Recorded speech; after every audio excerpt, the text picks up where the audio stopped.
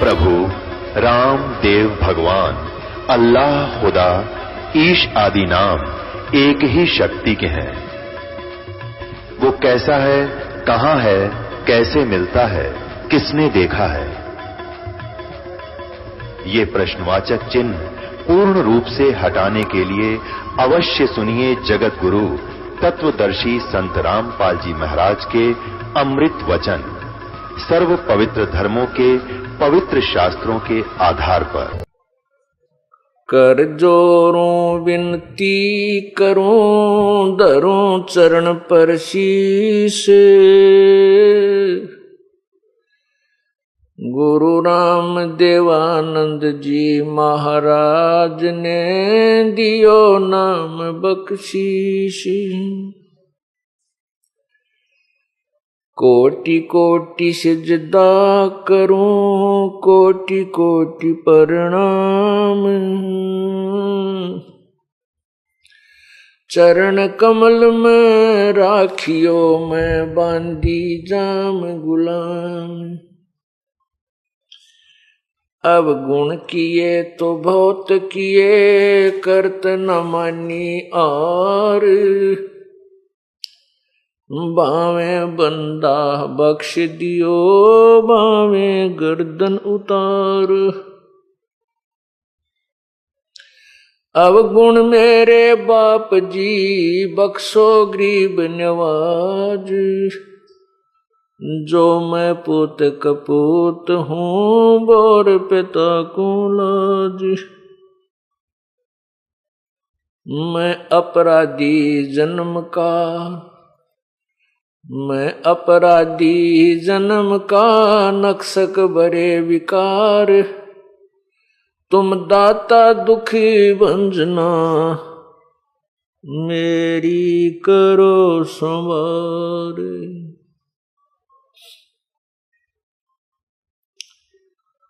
गुरु जी तुम ना भूलियो, चाहे लाख लोग मिल जाएं। हमसे तुमको बहुत है, तुमसे हमको नहीं। तुम्हारे विसारे क्या बने, मैं किसकी शरण में जाऊं। शिव विरंच मुनि नारदा, तिनके हृदय ना समाऊं। कबीर गुरु जी मिलेंगे, पूछेंगे कुशलात। आदि अंत की सब कहूँ, अपने मन की बात। परमपिता परमात्मा सारी सृष्टि के रचनहार कुल मालिक कबीर बंदी छोड़ जी की असीम कृपा से ये 5 दिवसीय संत समागम सत्संग 14 जून सन 2008 को कल प्रारंभ हुआ।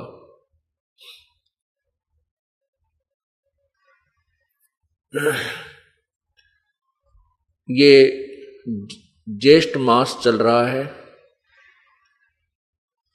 ज्येष्ठ सुदी पूर्णमासी को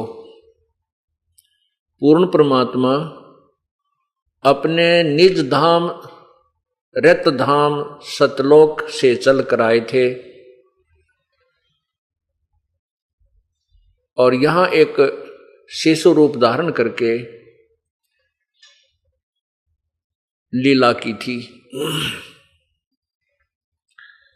उस उपलक्ष्य में ये समागम हो रहा है। कारण कुछ भी हो, उद्देश्य परमात्मा की महिमा को उसकी पुण्य आत्माओं तक पहुंचाना ही सत्संग का मूल उद्देश्य होता है।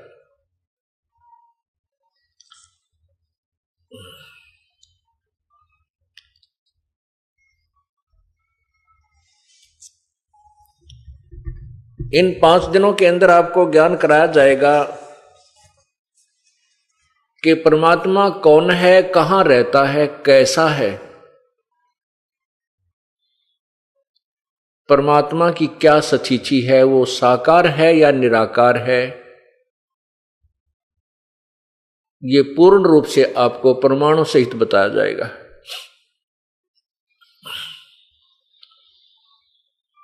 जो पुण्यात्मा इन 5 दिन के सत्संग को सुन लेगा उसको पूर्ण ज्ञान हो जाएगा और सर्व संशय समाप्त हो जाएंगे। परमात्मा के विषय में कोई साकार कहता है, कोई निराकार कहता है। जो साकार कहते हैं वो भी अंत में परमात्मा को निराकार बताकर ही छोड़ देते हैं। जैसे पवित्र हिंदू समाज श्री ब्रह्मा जी, श्री विष्णु जी और श्री शंकर जी, शिव जी को भगवान मानते हैं, परमात्मा मानते हैं, उनको साकार मानते हैं, उनकी मूर्ति हमने बनाई हुई है। फिर भी अंत में कोई पूछता है कि परमात्मा वास्तव में है कैसा, तो कहते हैं परमात्मा तो निराकार है, वो तो कण कण में व्यापक है, उसका कोई स्वरूप नहीं है। तो इससे सिद्ध होता है कि ये थ्योरी कंप्लीट नहीं है, इनकम्प्लीट है, संशय रहित नहीं है, संशय युक्त है। एक तरफ तो हम भगवान को साकार रूप पूज रहे हैं, उनकी मूर्तियां चतुर्भुज रूप में हमारे समक्ष हैं, और फिर अंत में कहते हैं भगवान तो निराकार है। ये निर्णय आपको इन 5 दिन के सत्संग से हो जाएगा, प्रमाणों सहित हो जाएगा, आप बिल्कुल निसंशय हो जाएंगे। जब तक हमारा संशय दूर नहीं होगा हम भक्ति नहीं कर सकते, हम उस मार्ग पर दृढ़ नहीं रह सकते। आपको कोई भी विचलित कर देता है कि ऐसा नहीं है, वैसा नहीं है, फिर आप इस समस्या से परेशान नहीं होंगे। कोई कुछ भी कहे, आपके हृदय में ये तत्व ज्ञान समा जाएगा। इस प्रकार जब तक हम निसंशय नहीं हो जाएंगे तब तक हम भक्ति मार्ग को दृढ़ता से स्वीकार नहीं कर सकते। परमेश्वर कबीर जी कहते हैं, मामुंडू उस संत की जिससे संशय न जाए। कहते हैं वो संत धिक्कार है उस संत को जो संशय निवारण ना कर सके। तत्व ज्ञान एक ऐसा ज्ञान है जिससे सब संशय समाप्त हो जाते हैं। परमेश्वर कहते हैं, कबीर और ज्ञान सब ज्ञानड़ी, कबीर ज्ञान सो ज्ञान, जैसे गोला तोब का करता चले मैदान। ये तत्व ज्ञान जो 5 दिन में आपको बताया जाएगा, ये तोब का गोला है और ये आपके सर्व संशयों को समाप्त कर देगा। इस तत्व ज्ञान से जब आप अन्य संतों के ज्ञान की तुलना करोगे, ऋषि महर्षियों के ज्ञान की तुलना करोगे, वो सब साफ हो जाएंगे और आप स्वयं पहचान सकोगे कि वास्तव में परमात्मा कैसा है और आज तक हमें कैसा ज्ञान प्राप्त हुआ है। आज हम जिस सत्संग को प्रारंभ करने जा रहे हैं वो है परमात्मा, पूर्ण परमात्मा का इस पृथ्वी पर आगमन।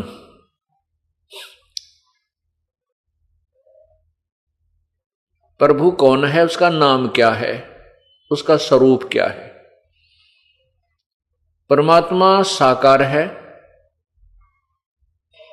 उसका स्वरूप मनुष्य सदृश्य है। परमात्मा की जो शक्ति है, परमात्मा की जो पावर है, वो निराकार है।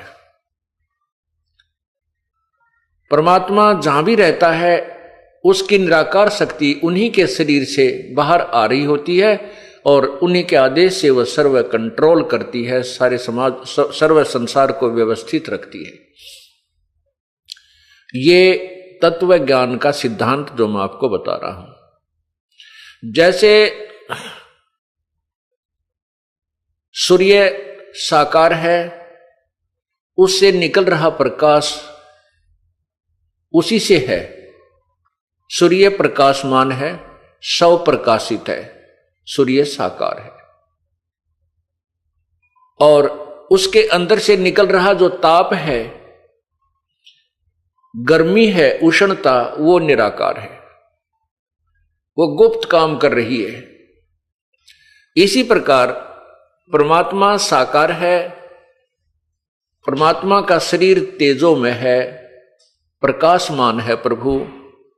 वैसे तो सभी देवों का शरीर भी प्रकाशमान है, सब प्रकाशित है, सभी साकार है। निराकार शक्ति कैसे काम, जैसे उनके शरीरों में अंतर है, पावर में अंतर है।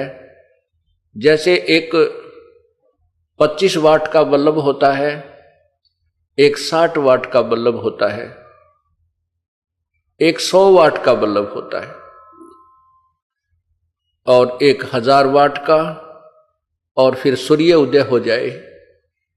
ये सभी प्रकाशमान हैं।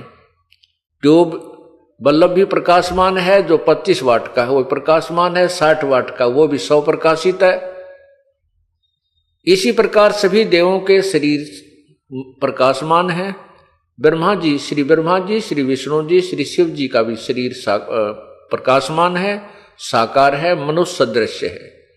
इन भगवानों में यह शक्ति होती है कि इनके 4 हाथ हैं, ये चतुर्भुज कहलाते हैं तीनों भगवान। और ये चाहें तो 2 हाथ भी रख सकते हैं, ये इनके पास एक पावर है। जब चाहें ये अपने शक्ति से 4 हाथ भी बना सकते हैं। इनसे ऊपर एक शक्ति है जो इनके पिताजी हैं ब्रह्मा विष्णु महेश के, वो ज्योति निरंजन ब्रह्म है, जिनको क्षर पुरुष भी कहते हैं। वो भी साकार हैं, उनकी 1000 भुजा है, उनका प्रकाश इनके शरीर से कई गुना ज्यादा है। और शक्ति दुर्गा जो ब्रह्मा विष्णु महेश जी की माता जी हैं, इनका भी प्रकाशमान शरीर है और ये भी साकार है। इनका स्त्री स्वरूप है, नर आकार है, क्योंकि मानव आकार ही माना जाता है स्त्री या पुरुष का। इनकी दुर्गा की 8 भुजाएं हैं। ये चाहे तो 2 भुजाएं भी रख सकती है, जब चाहे ये 8 भुजाओं को भी फैला सकती है, विस्तार कर सकती है। ये सिद्धि होती है जो इनके पास उपलब्ध है। ब्रह्म जो है ये 21 ब्रह्मांड का भगवान है, 21 ब्रह्मांड का भगवान है। इसका शरीर भी प्रकाशमान है, स्व प्रकाशित है। ब्रह्म से ऊपर परब्रह्म जिसको अक्षर पुरुष कहते हैं, वो भी स्व प्रकाशित है, मनुष्य सदृश शरीर है। उसका शरीर का प्रकाश इस ब्रह्म से अधिक है। और वो अक्षर पुरुष 7 शंख ब्रह्मांड का प्रभु है, स्वामी है, भगवान है। परब्रह्म से ऊपर एक पूर्ण ब्रह्म है, पूर्ण ब्रह्म, वो भी मनुष्य सदृश शरीर युक्त है, तेजोमय शरीर है। उस परमात्मा का यानी पूर्ण ब्रह्म का, परम अक्षर ब्रह्म का शरीर जो है वो इन सब से ज्यादा प्रकाशमान है। उस पूर्ण परमात्मा को सत्य पुरुष भी कहते हैं। उसी परमात्मा ने अपने अन्य 3 रूप और बना रखे हैं, 3 रूपों में और रहता है। वो परमात्मा असंख्य ब्रह्मांड का मालिक है, जिसके अंतर्गत 7 संख्य ब्रह्मांड परब्रह्म के अर्थात अक्षर पुरुष के, तथा 21 ब्रह्मांड इस ब्रह्म के अर्थात क्षर पुरुष के। और ये सभी तीनों लोक उस परमात्मा के अंतर्गत आते हैं। वो सबका मालिक है, कुल मालिक है, वो सत्य पुरुष है। वो परमात्मा सत्यलोक में रहता है, उसका निवास, उसकी राजधानी सत्यलोक है, और बाकी उसका देश है, बाकी उसके सब ब्रह्मांड उसी का राज्य साम्राज्य है। अन्य जो भगवान है वो उसी के अंतर्गत आते हैं। सतलोक में पूर्ण परमात्मा रहते हैं, उससे ऊपर 3 लोक और हैं। अलखलोक, उसके ऊपर अगमलोक, और सर्वोच्च स्थान जो है वो अनामी लोक, अकय लोक कहलाता है। वो पूर्ण परमात्मा परम अक्षर ब्रह्म ही अन्य 3 रूपों में ऊपर रहता है। भिन्न भिन्न रूपों में 4 स्थानों पर वही रहता है, सतलोक में, अलखलोक में, अगम लोक और अकय लोक में। उसी परमात्मा के प्रत्येक लोक में उपमा के नाम भिन्न भिन्न हैं। जैसे अपने देश के प्रधानमंत्री जी अपने पास कई विभाग रख लेते हैं, तो जिस भी विभाग के वो दस्तावेजों पर साइन करते हैं वहां पर वो अपने आप को मंत्री लिखते हैं। उस समय उनकी पावर प्रधानमंत्री से कम होती है, मनुष्य वही होता है, व्यक्ति वही होता है। इसी प्रकार परमात्मा की स्थिति को समझने के लिए हमने यहां के एग्जाम्पल, यहां के उदाहरणों का सहारा लेना पड़ेगा। अब साकार परमात्मा, प्रत्येक प्रभु साकार है। अब जैसे प्रत्येक प्रभु साकार है, श्री ब्रह्मा, श्री विष्णु, श्री शिव जी,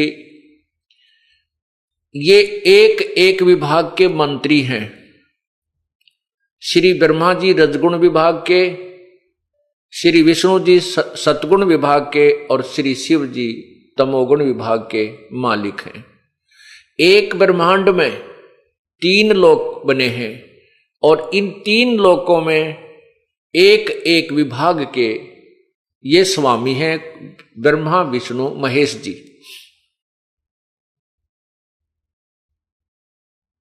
और ऐसे ऐसे असंख्य ब्रह्मांडों का मालिक है पूर्ण परमात्मा, परम अक्षर ब्रह्म। प्रत्येक प्रभु की पावर है, प्रत्येक परमात्मा साकार है, और उनकी शक्ति निराकार है। उनकी शक्ति की एक सीमा है, उनकी रेंज की अक्षमता है। उनसे निकल रही जो रेंज है उसकी अपनी अपनी सीमाएं हैं, उससे बाहर काम नहीं करती। जैसे मोबाइल टावर लगा हुआ होता है, उसकी सीमा फिक्स कर दी जाती है। वह उसके अंतर्गत जब मोबाइल फोन आ जाता है तो उस टावर के अंतर्गत वो कार्य करना शुरू कर देता है। उससे दूर उसकी पावर नहीं है, उसकी रेंज नहीं है, तो वहां उस टावर की अक्षमता काम नहीं करेगी, वो निष्क्रिय हो जाएगा। इसी प्रकार श्री ब्रह्मा जी, विष्णु जी, शिव जी, ये केवल 3 लोकों में, कौन से लोक? पृथ्वी लोक, ऊपर स्वर्ग लोक, जो कॉमन स्वर्ग है, ब्रह्मलोक नहीं, स्वर्ग लोक, और नीचे एक पाताल लोक है। इन 3 लोकों में एक एक विभाग के रजगुण ब्रह्मा जी, विष्णु सतगुण विष्णु जी, तमगुण शिव जी, ये एक एक विभाग के भगवान हैं, यानी मालिक है, स्वामी। इन तीनों भगवानों की शरीर से एक ऐसी रेंज निकल रही है, ऐसी शक्ति निकल रही है, जो यहां उनके अंतर्गत रहने वाले इन प्राणियों को प्रभावित करती है। इस मनुष्य शरीर को, जीव शरीर को मोबाइल समझो। इस मोबाइल में जौन सा भी टावर का क्षेत्र, तीनों टावरों की वहां कॉमन रेंज होती है, और जिस भी टावर का वो कार्ड होता है उसी की रेंज उसमें काम करने लग जाती है। टावर साकार है, लेकिन उससे निकल रही वह शक्ति निराकार है। परमात्मा जो है ये चलता फिरता टावर समझो, जो सभी प्राणियों को अपनी रेंज दे रहा है। अब रेंज की क्रिया को समझने के लिए एक एग्जाम्पल है, उदाहरण है। जैसे एक मकान में रसोई बनी होती है, अन्य रूम्स होते हैं, कमरे होते हैं। रसोई में छोंक लगाया जाता है सब्जी को, और वहां से मिर्चों की जो रेंज है, मिर्च की जो निराकार जो शक्ति है, प्रभाव है, वो अन्य कक्षों में, अन्य कमरों में जाकर के भी छीकम छीक कर देता है। मूल वस्तु, साकार वस्तु रसोई में है, उसकी निराकार शक्ति ने दूसरे कमरों में बैठे व्यक्तियों को भी अपना प्रभाव दिखा दिया, जिससे उनको छींकें आने लगी। ठीक इसी प्रकार ये तीनों परमात्मा ब्रह्मा विष्णु महेश अपने अपनी रेंज युक्त, अपने अपने गुण युक्त जहां भी रहते हैं, चाहे अपने लोक में रहें चाहे अन्य लोक में घूमें, उनके शरीर से निकल रही रेंज प्रॉपर काम करती रहती है। उसी के प्रभाव से ये यहां व्यवस्था बनी हुई है। श्री ब्रह्मा जी के रजगुण निकल रही उसकी रजगुण रेंज से यहां प्राणी उत्तेजित होते हैं, संतान उत्पत्ति करने के लिए विवश हो जाते हैं। ये जीव के बस की बात नहीं है, ये तो एक कठपुतली है, एक यंत्र है, और इन भगवानों की पावरों से ये चलता रहता है। ये कोई यहां पर ये जीव विवश है, संतान उत्पत्ति अवश्य करेगा, ये इसके बस की बात नहीं है। कारण क्या है, इसके पीछे ऐसा हमें क्यों विवश किया जा रहा है, ये इस 5 दिन के सत्संग में आपका क्लियर समझ में आ जाएगा, आपको स्पष्ट हो जाएगा। दूसरे भगवान विष्णु जी हैं, सतगुण युक्त हैं। सतगुण के प्रभाव से हम एक दूसरे के साथ प्रेम करते हैं, जैसे भाई बहन का प्यार, माँ बेटा का प्यार, पिता पुत्र का प्यार, रिश्तेदारी में लगाव, और संपत्ति में मोह। ये जो मोह है, जो सतीथि हमें यहां पर टिकाए रखता है, सतीथि बनाए रखता है, ये भगवान विष्णु जी के सतोगुण का प्रभाव है। जैसे हम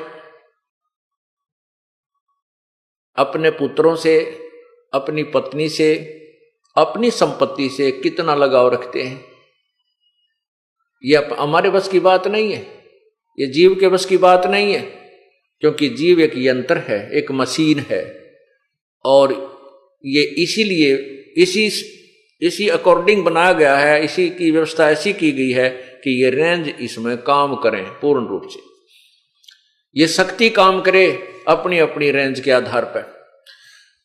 तो इस प्रकार भगवान विष्णु जी के सतोगुण से ये प्राणी इस संसार में इतना जबरदस्त मोहित रहता है, संपत्ति के लिए चिपका रहता है, अपने पुत्रों की, माता पिता का आपस में जो प्रेम है ये बना रहता है, जिससे यहां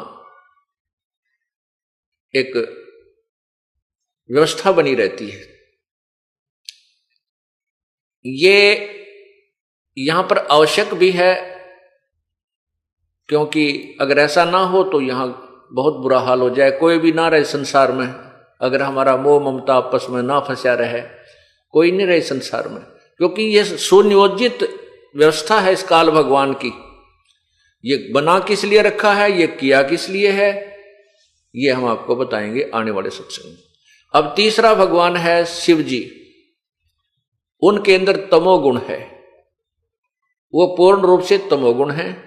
उनके शरीर से निकल रहे तमोगुण के प्रभाव से ये प्राणी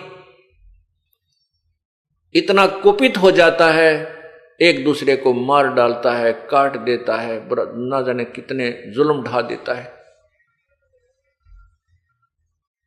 ब्रह्मा विष्णु महेश जी के पूज्य पिताजी ज्योति निरंजन हैं, क्षर पुरुष हैं, काल है, जिसको काल कहा जाता है।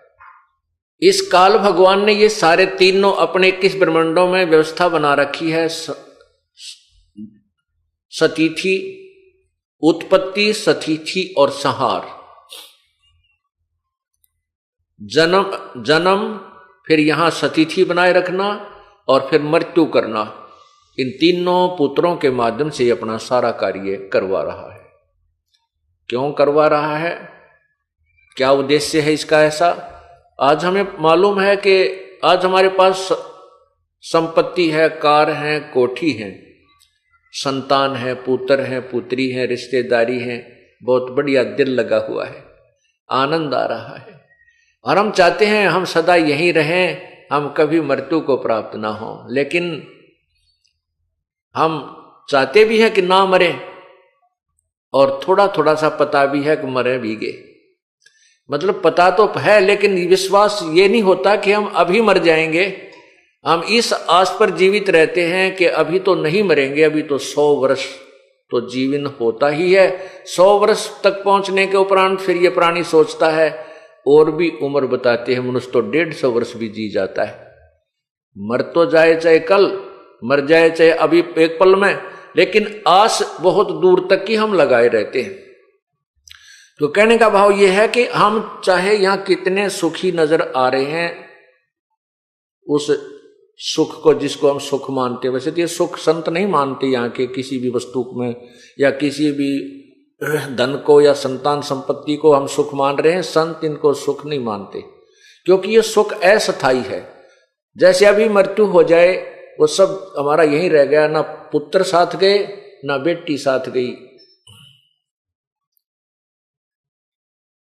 इसको तो संतों ने बताया है कि झूठे सुख को सुख है ये मान रहा मनमोद,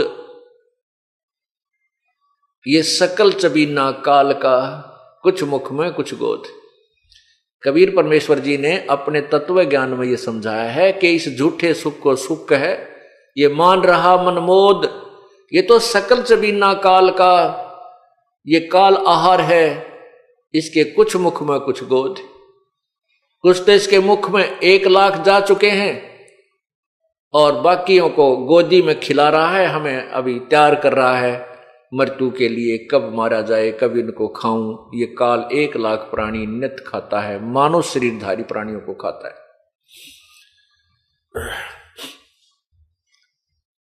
अब जैसे हम यहां पर नहीं चाहते कि मरे, परमात्मा जब हमारी मृत्यु करता है वो अपनी शक्ति का पावर करता है। यानी शंकर भगवान को ड्यूटी दे रखी है, उसके अंदर एक गुण भर दिया है तमोगुण, वो हमारा संहार करता है, बाई फोर्स करता है, जबरदस्ती करता है। हम मर के कति राजी को नहीं, कति प्रसन्न नहीं है। ऐसा क्यों है? हमें यह मालूम है कि यहां ना कोई रहा ना रहेगा और फिर भी हम मरना नहीं चाहते क्योंकि ये हमने अच्छा नहीं लगता और अच्छा है भी नहीं। जब हमारी मृत्यु होनी है और उसका कोई निश्चित समय भी को नहीं, आज मर जाए या कल मर जाए, एक पल के बाद 1 सेकंड में एक्सीडेंट में मृत्यु हो जाती है। जो व्यक्ति घर से निकला, गाड़ी में सफर कर रहा है या अपनी गाड़ी ले रखी है और जा रहा है किसी उद्देश्य से, उसके मन में सैकड़ों कल्पनाएं होती हैं, इच्छाएं होती हैं, वहां जाऊंगा, वहां से ये करके आऊंगा, और पता नहीं वापस आएगा कि नहीं आएगा। और फिर भी हम इस भूल भुलैया में उलझे रहते हैं। ये हम नहीं, ये काल भगवान ने हमें इतना विवश कर रखा है कि हमारे कोई चारा नहीं है। हम देखते हैं कि वो एक्सीडेंट में एक ही परिवार के 2 सदस्य मर गए बेचारे। उस दिन हम दुख मानते हैं अगर कोई निजी व्यक्ति हमारे आसपास का या घर का सदस्य चला जाता है, बाद में फिर हम विवश हैं, हम भी फिर उसी सफर पर चल रहे होते हैं। ये हमारी व्यवस्था है, बस की बात नहीं। तो हम नहीं मरना चाहते। क्यों नहीं चाहते? जब पता है कि हमारी मृत्यु निश्चित है और ये संसार छोड़ के जाना पड़ेगा, फिर भी यहां से मोह नहीं हटता। ये तो आपको बता दिया कि हमारे आपके बस की बात नहीं है। ये तो इन तीनों गुणों का प्रेशर इतना है, ये आपके और हमारे बस की बात नहीं। हाँ, इसको खत्म करने के लिए, इसको निष्क्रिय करने के लिए इनसे सुप्रीम पावर, एक पूर्ण परमात्मा की भक्ति, एक ऐसा ट्रीटमेंट है, उसके करने से फिर इनकी रेंज निष्क्रिय, इनकी जो पावर है ये निष्क्रिय हो जाएगी, इनका प्रभाव समाप्त हो जाएगा। तब हम यहां से निकल सकते हैं।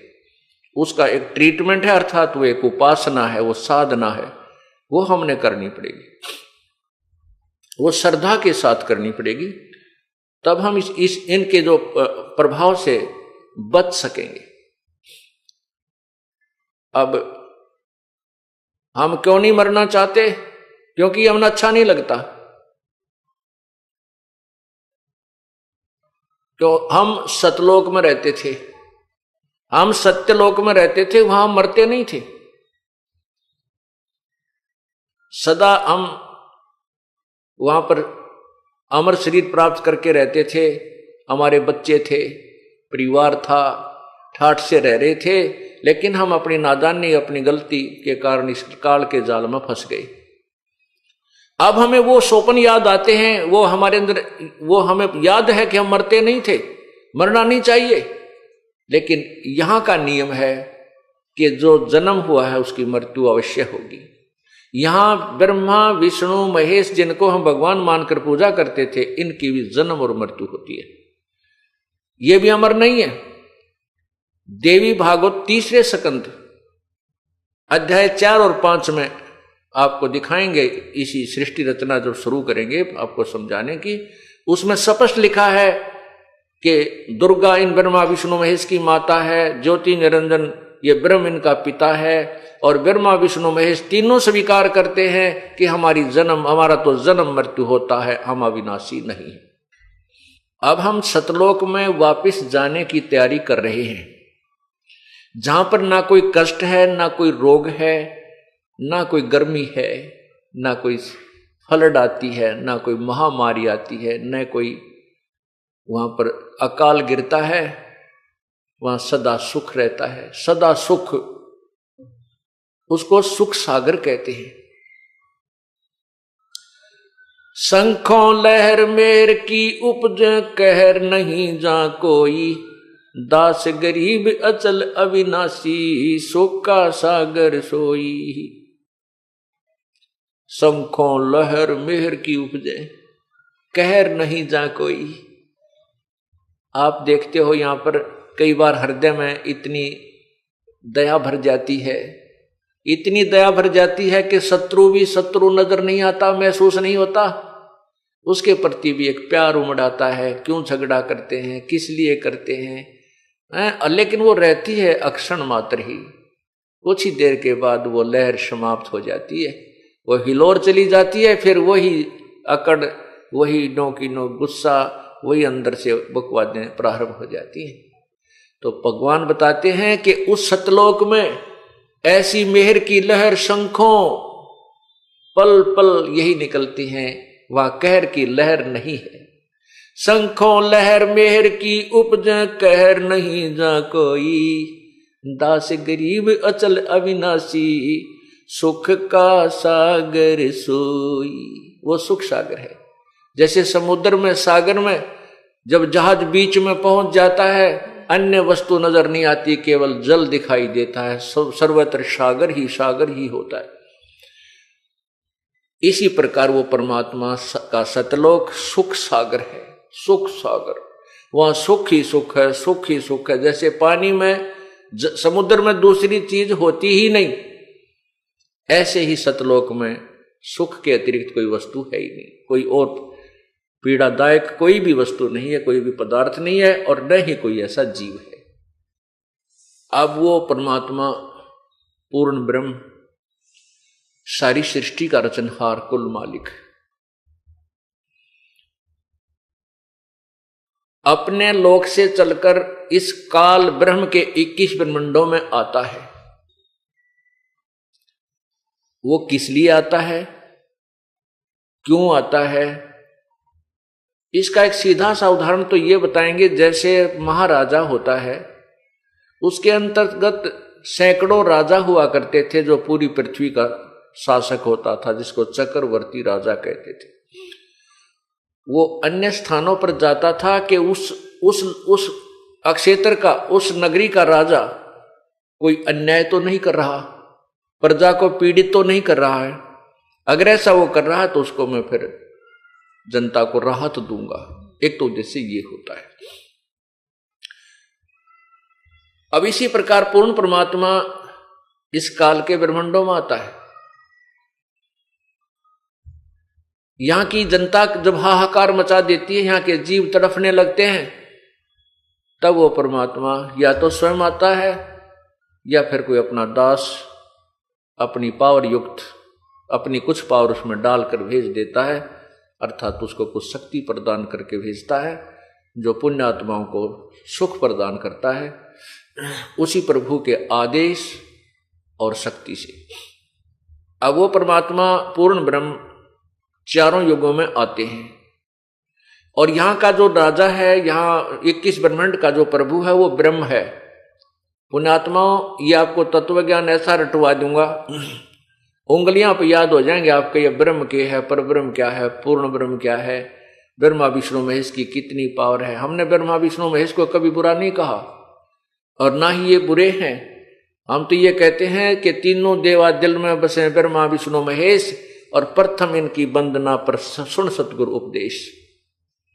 ये हमारे प्रभु हैं, हम इस काल के लोक में रह रहे हैं, लेकिन हम इनकी सतीथि बताते हैं, इनकी पावर से आपको परिचित कराते हैं।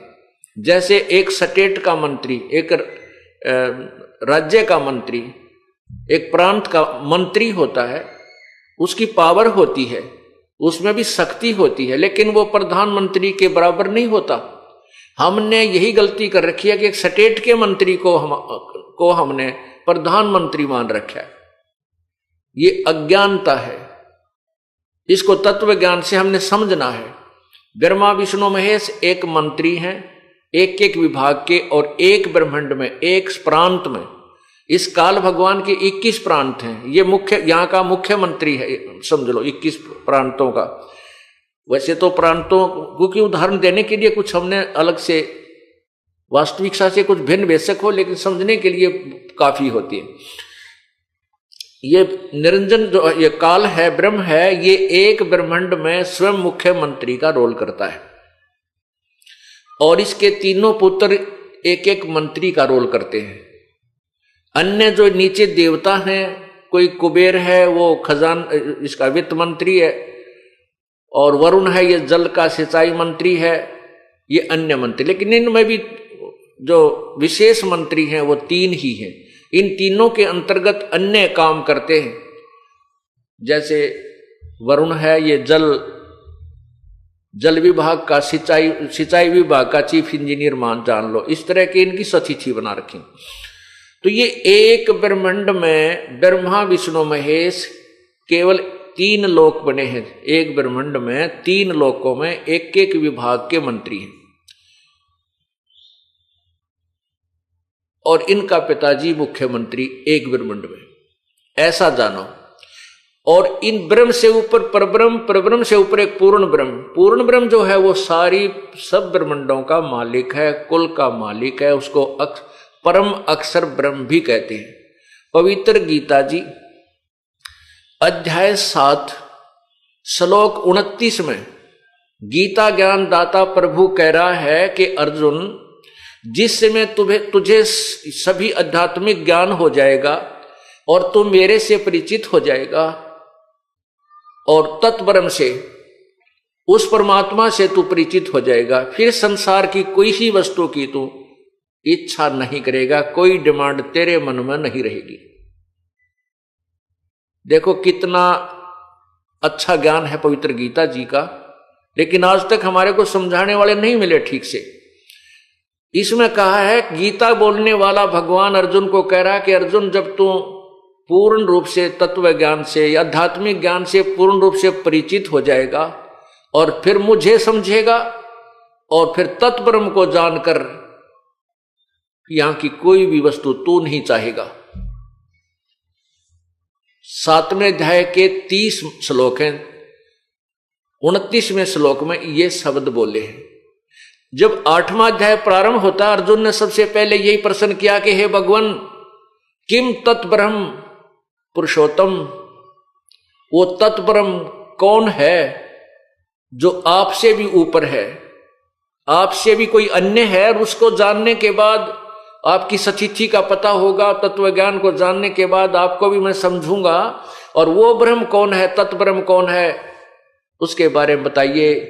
गीता ज्ञान दाता ने, गीता बोलने वाले प्रभु ने गीता जी के 8वें अध्याय के 3 मंत्र में, श्लोक में कहा है वो परम अक्षर ब्रह्म है, वो परम अक्षर ब्रह्म है। यानी गीता बोलने वाले परमात्मा भगवान से कोई और परमात्मा है, उसके विषय में गीता ज्ञानदाता कह रहा है, वो परम अक्षर ब्रह्म है।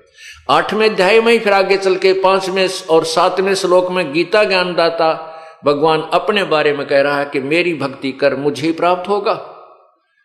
और 8वें अध्याय के 8, 9, 10 श्लोक में लिखा है कि जो व्यक्ति उस तत्ब्रह्म यानी परम अक्षर ब्रह्म की साधना करता है, अंतिम श्वास तक उसकी पूजा करता हुआ शरीर छोड़कर जाता है, उस परम दिव्य पुरुष सूर्य सदृश पर प्रकाशमान उस परमात्मा को प्राप्त हो जाता है। ये अपने पवित्र गीता जी का अनमोल ज्ञान है।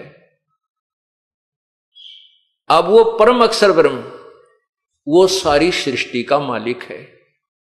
उसी के लिए गीता अध्याय नंबर 18 के मंत्र 62 में कहा है गीता ज्ञानदाता ने कि अर्जुन तू सर्वभाव से उस परमेश्वर तत्ब्रह्म की शरण में जा, परम अक्षर ब्रह्म की शरण में जा, उसकी कृपा से ही तू परम शांति और शाश्वत स्थान अर्थात सतलोक को प्राप्त होगा।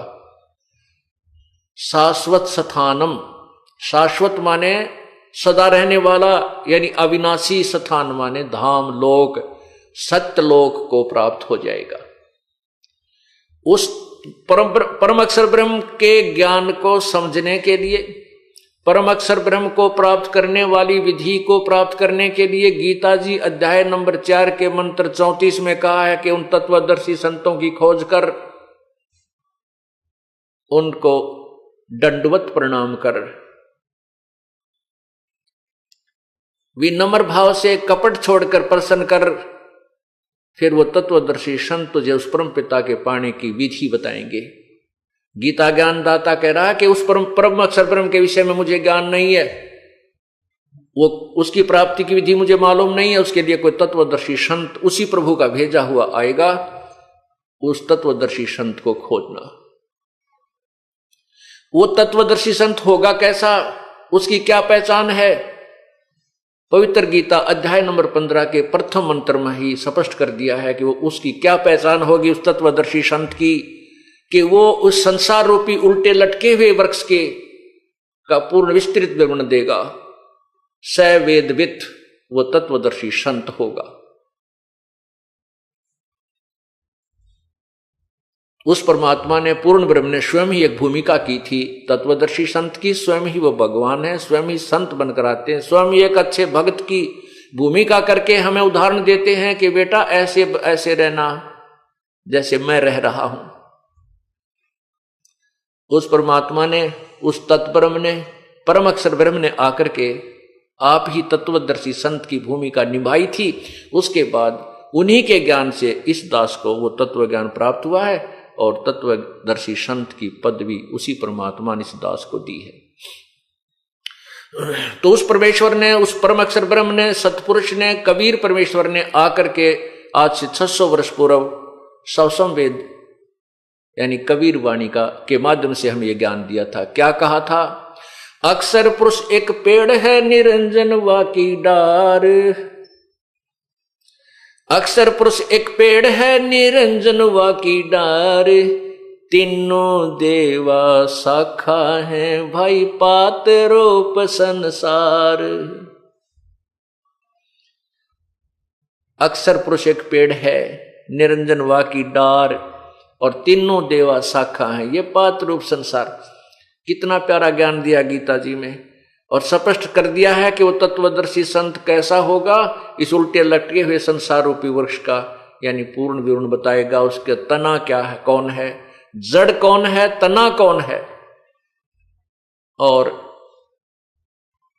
वो डार कौन है, फिर वो शाखाएं, तीनों शाखा क्या हैं, और संसार रूपी वृक्ष कौन है। तीनों गुण, रजगुण ब्रह्मा, सतगुण विष्णु, तमगुण शिवजी रूपी तो शाखाएं हैं। नीचे जो जड़ है, मूल है उस वृक्ष की, यानी संसार जहां से चला है, जिससे प्रवृत्ति को प्राप्त हुआ है, वो मूल है, वो पूर्ण परमात्मा परम अक्षर ब्रह्म है। एक वृक्ष की जो जड़ होती है वो जमीन के अंदर हिडन होती है, गुप्त होती है, प्रोक्ष होती है, और उससे बाहर तना होता है। तना नीचे जो जड़ है वो तो परम अक्षर ब्रह्म जानिए, और जमीन से बाहर तुरंत जो मोटा हिस्सा भाग होता है वृक्ष का, उसको तना कहते हैं, उसको अक्षर ब्रह्म अर्थात पर ब्रह्म जानिए। और फिर ऊपर जाके शाखाएं मोटी मोटी डार निकलती हैं, उनमें से एक डार को ज्योति निरंजन ब्रह्म क्षर पुरुष जानिए। उसी क्षर पुरुष एक ब्रह्म के आगे जाके 3 शाखाएं बन जाती हैं। उन तीनों शाखाओं को रजगुण ब्रह्मा, सदगुण विष्णु, तमगुण शिव जी, तीनों गुण रूपी शाखा जानिए। अब पुण्यात्माओं, इस संसार रूपी वृक्ष में एक दूसरे से जो भाग हैं, ये एक दूसरे से संबंधित हैं, जुड़े हुए हैं। और हम फिर आगे इस ब्रह्मा विष्णु महेश यानी तीनों शाखाओं के आगे जो पत्ते बने हुए हैं, टहनियां निकली हैं, उन टहनियों के ऊपर वो पत्ते स्थापित होते हैं, उनको संसार जानिए। हम आज संसार में हैं, आप संसार हैं, आप ब्रह्मा विष्णु महेश रूपी इन तीनों शाखाओं पे आधारित हैं। आपको इन्हीं के माध्यम से आपका किया हुआ कर्म यानी फल मिलता है, आपको आहार प्राप्त होता है। जैसे पूरे पेड़ को से आहार प्रारंभ होता है, मूल से शुरू होता है। मूल पूर्ण परमात्मा है, परम अक्षर ब्रह्म है, वही सभी का पालन पोषण करता है, इस पूरे वृक्ष, संसार रूपी वृक्ष का। अब जड़ से खुराक चलती है, जड़ से आहार चलता है, तना में आया, तना से फिर उस मोटी डार में गया, यानी पूर्ण परमात्मा से सबका किया हुआ कर्म का फल स्टार्ट हुआ। वो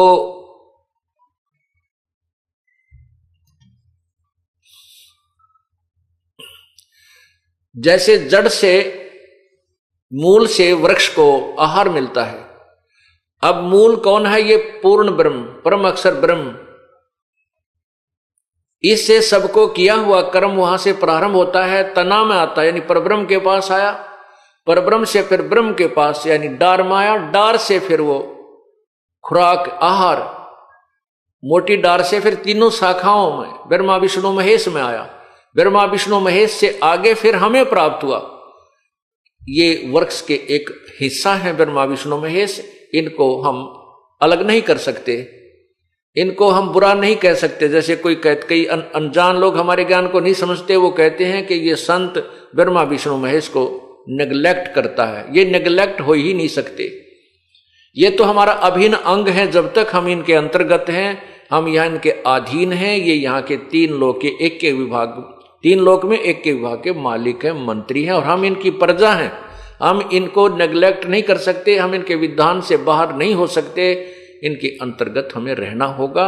और लेकिन इस ज्ञान को समझना पड़ेगा, इनकी कितनी पावर है, ये हमें कितना राहत दे सकते हैं। अक्षर पुरुष यानी परम अक्षर पुरुष, परम अक्षर ब्रह्म से आहार चला, वो फिर तना यानी परब्रह्म में, फिर ब्रह्म में, डार से फिर तीनों शाखाओं में, शाखाओं से आगे हम पत्तों में, इस संसार रूपी पत्तों में ऐसे आहार यानी किया हुआ कर्म हमें इस प्रोसीजर से, इस प्रकार हमें कड़ी से मिलता है।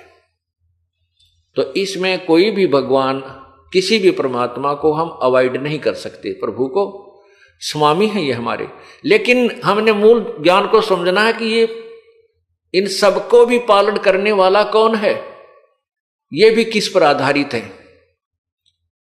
अब इसी का ज्ञान, इसी का प्रमाण इसी अध्याय नंबर 15 के, गीता जी के अध्याय नंबर 15 के 1 से लेकर 4 में तो ये निर्णय दे दिया कि वो संत जो पूर्ण संत, तत्वदर्शी संत होगा, ये ज्ञान बताएगा, संसार रूपी वृक्ष के प्रत्येक भाग का भिन्न भिन्न विवरण बताएगा। और फिर कहा कि जब तत्वदर्शी संत मिल जाए, 15वें अध्याय के 4थे श्लोक में बताया है कि जब तत्वदर्शी संत मिल जाए तो उस तत्व ज्ञान के आधार से इस संशय रूपी इस वृक्ष को काट के, संशय रूपी वृक्ष तत्व ज्ञान रूपी शस्त्र से अज्ञान रूपी इस वृक्ष को काटकर उसके पश्चात उस तत्व उस परम धाम को, उस परम पिता परमेश्वर की खोज करनी चाहिए, जहां पर जाने के बाद संसार में लौटकर प्राणी नहीं आते। गीता जी अध्याय नंबर 15 के श्लोक 4 में निर्णय दिया है कि जब 3 और 4 में ये निर्णय दिया है कि जब तत्वदर्शी संत मिल जाए, उस तत्व ज्ञान रूपी शस्त्र से अज्ञान रूपी उस वृक्ष को जो आपके अंदर घर कर चुका है उसको समाप्त करके, यानी उस पूर्ण रूप से संसार रूपी वृक्ष को समझकर उसके पश्चात उस परमेश्वर के उस परम पद, परमेश्वर के उस परम पद की खोज करनी चाहिए, जहां जाने के बाद संसार में साधक संसार में लौट कर नहीं आते। और ये गीता ज्ञान दाता भगवान कहता मैं भी उसी की शरण में हूं।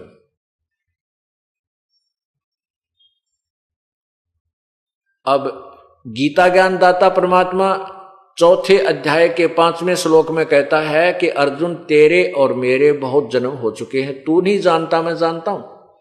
गीता जी अध्याय नंबर 2 के श्लोक 12 में कहा कि अर्जुन ऐसा नहीं है कि आप, हम और ये सैनिक पहले नहीं थे या आगे फिर जन्म नहीं होगा, या हम वर्तमान में ही हैं। हम पहले भी थे, अब भी हैं, आगे भी आप और हम ये सभी जन्मते मरते रहेंगे। इसे सिद्ध हुआ कि गीता ज्ञान दाता प्रभु अविनाशी नहीं है, ये अविनाशी नहीं है। इसीलिए कह रहा है कि उसके पश्चात उस परम पद परमेश्वर की खोज करनी चाहिए, जहां जाने के बाद फिर संसार में साधक लौट कर नहीं आते, अर्थात उनको पूर्ण मोक्ष हो जाता है, उनका जन्म मृत्यु का झंझट सदा के लिए समाप्त हो जाता है। इसके पश्चात 15वें अध्याय के 16 और 17 गीता जी अध्याय नंबर 15 श्लोक 16 और 17 में इन 3 भगवानों की न्यारी न्यारी स्थिति निर्णायक दे रखी है। एक क्षर पुरुष ब्रह्म को कहते हैं, अक्षर पुरुष पर ब्रह्म को कहते हैं, और परम अक्षर ब्रह्म, परम अक्षर पुरुष इस पूर्ण ब्रह्म को कहते हैं। इन तीनों भगवानों की न्यारी न्यारी स्थिति है। गीता जी अध्याय नंबर 15 श्लोक 16 में कहा है कि इस संसार में 2 भगवान हैं, पुरुष माने प्रभु, 2 पुरुष 2 भगवान हैं, एक क्षर पुरुष एक अक्षर पुरुष। और इन दोनों प्रभुओं के लोकों में और इन दोनों प्रभुओं के शरीर नाशवान हैं, आत्मा अविनाशी होती ही है। ये स्वयं भी नाशवान है, इनके अंतर्गत जितने प्राणी इनकी भी जन्म मृत्यु होती है, ये अमर नहीं है, ये अमर नहीं है। लेकिन अक्षर का अर्थ अविनाशी होता है। अब ध्यान से सुनना पुण्यात्माओं, क्योंकि एक तत्व ज्ञान है, इसमें समय समय पर हरेक निर्णय दिया जाता है और आपको पूर्ण रूप से यह समझ में आना चाहिए, तभी आप इस मार्ग को ग्रहण कर सकोगे।